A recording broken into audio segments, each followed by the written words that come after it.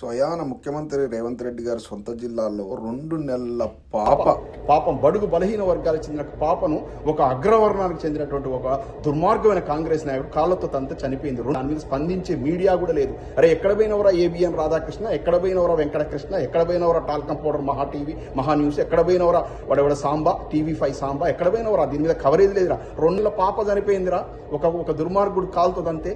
దాని మీద కవరేజ్ చేయడానికి ఈ ప్రజా సంఘాల నాయకులు ఎక్కడ పోయినవా? కోదండరాము, నువ్వు ఉద్ధరించే నాయకుడు కదా, పెద్ద ఉద్ధరించే నాయకుడు కదా. పిచ్చకుంట్ల ఒక ఎమ్మెల్సీ పొజిషన్ కోసం అమ్ముడు పోయిన కాంగ్రెస్ పార్టీకి. ఎక్కడ పోయింది నీ గొంతుక?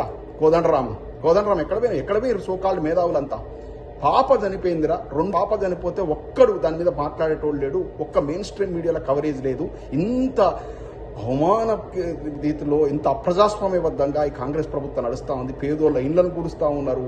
అటువంటి బడుగు బలహీన వర్గాల మీద దాడులు జరుగుతూ ఉన్నాయి. చిన్న పాపం చంపినారు, చర్యలు లేవు, FIR నమోదు లేదు, ఏది లేదు. అసలు కాంగ్రెస్ ప్రభుత్వంలో ఏం జరుగుతూ ఉంది? ఇక బీసీలను మేము ఉద్ధరిస్తామని చెప్పి జనగణనని పెట్టేసి 42% స్థానిక సంస్థల్లో రిజర్వేషన్ ఇస్తామని చెప్పి అని ఊదరగొట్టి బిల్లులు పాస్ చేసి, ఉత్తుత్తు బిల్లులు పాస్ చేసి అన్ని చేసారు. ఆ బిల్లులు పోయినాయి, అన్ని పోయినాయి. మళ్ళీ పాత పద్ధతుల్లో రిజర్వేషన్ పద్ధతి జరిగినాయి. మరి బడుగు బలహీన వర్గాలలో ఉద్యమించాలి కదా. ఎక్కడ పోయినాయి మీ గొంతులన్నీ? బీసీలు ఎక్కడ పోయినరు? ఈ సమాజంలో మీరు దాదాపు 80% ఉన్నారు. ఎక్కడ పోయినరు? మీ గొంతులన్నీ ఎక్కడ పోయినాయి? ఇది కాంగ్రెస్ ప్రభుత్వం.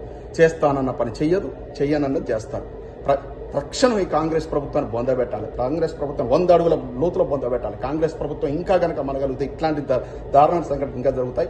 ఏదైతేనేమి ఇవాళ అదేవిధంగా ఈ మహబూబ్నగర్ జిల్లాలో జరిగిన అత్యంత దారుణమైన సంఘటన, ఆ 2 పాప చనిపోయిన దాని మీద విచారణ జరగాలి. నిందితులకు జైలు శిక్ష పడాలి.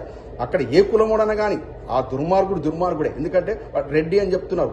రెడ్డి సామాజిక వర్గం అనేది, కాపు సామాజిక వర్గం అనేది బడుగు బలహీన వర్గాలను కడుపులో పెట్టుకుని చూసుకునేటువంటి వర్గాలు. ఆ కులాలకు కూడా మచ్చ తీసుకొస్తున్నాడు ఆ దుర్మార్గుడు. ఎవడైతే వాడు చంపిండో, వాడు కాలుతో చంపిండో, వాడు ఏ కులం అని కూడా చూడొద్దు. వాడు ఇమ్మీడియట్గా తక్షణంగా లోపలికి వేయాలి. జైలు శిక్ష పడాల్సి, మన పనిష్మెంట్ జరగాల్సిందే. ఉద్యమకారులు, ప్రజాస్వామ్యవాదులు, కవులు, కళాకారులు అందరి మీ యొక్క గలం విప్పాలి. ఇటువంటి అప్రజాస్వామిక చర్యలన్నింటినీ కూడా ముక్తఖండిత ఖండించాలి. కాంగ్రెస్ ప్రభుత్వం మాత్రం తెలంగాణ సర్వనాశనం చేస్తూ ఉంది.